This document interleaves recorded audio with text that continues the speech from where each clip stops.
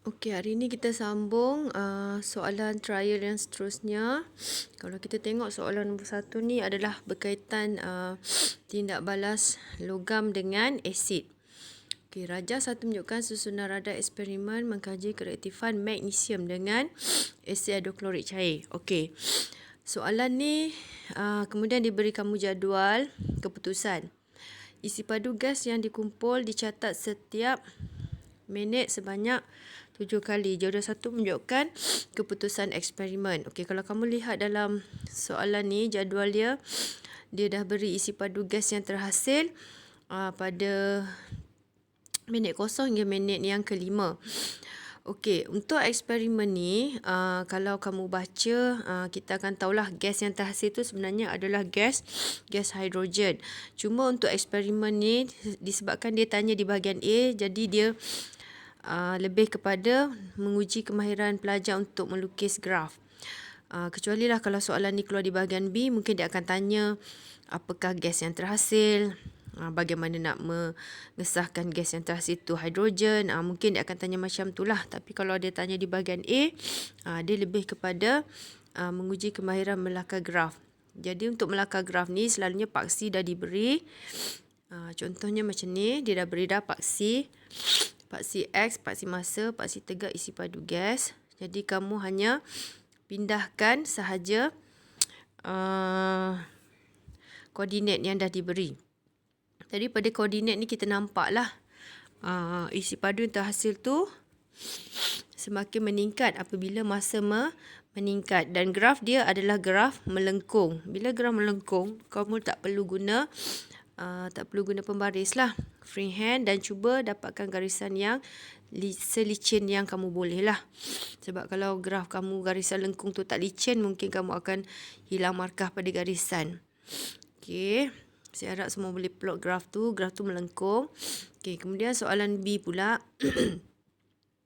Berdasarkan graf DA, nyatakan hubungan antara isi padu gas yang dikumpul dengan masa 4 minit yang pertama.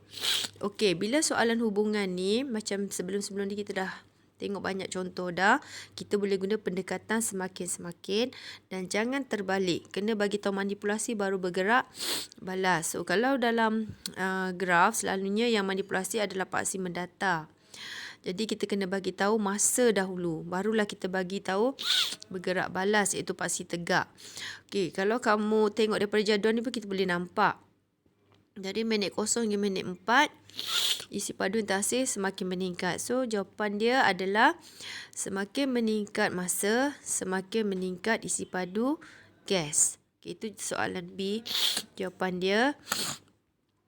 Untuk soalan C, ramalkan isi padu gas yang terkumpul pada minit yang ke-6.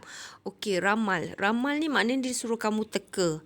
Dia disuruh teka, maknanya maklumat tu memang tak ada dalam kamu punya jadual pemerhatian. Okey, untuk soalan ni, kalau kamu tengok daripada maklumat yang ada ni pun, kamu dah boleh teka.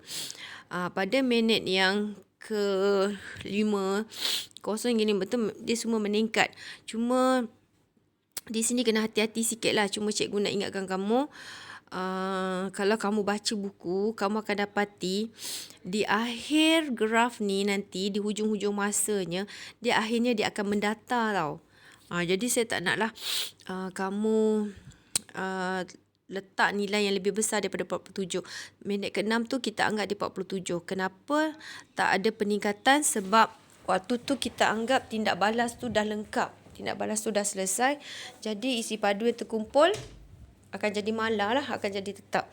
Jadi jawapan dia adalah 47 juga untuk yang minit yang ke-6.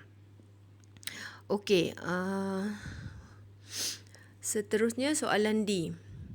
Berikan satu contoh bahan lain untuk menggantikan magnesium dalam eksperimen ini. Okey, untuk eksperimen tindak balas logam dengan asid ni, kebanyakannya adalah logam-logam yang kita guna yang kedudukannya agak di atas dalam siri kereaktifan. Cuma selalunya kita akan guna seperti magnesium. Kalau tak nak magnesium pun kita boleh gunakan kalsium. Tapi kalium dengan natrium memang kita tak guna sebab dia terlalu aktif. So, antara jawapan yang diterima adalah seperti logam kalsium. Logam, aluminium pun boleh. Iaitu antara logam yang diterima.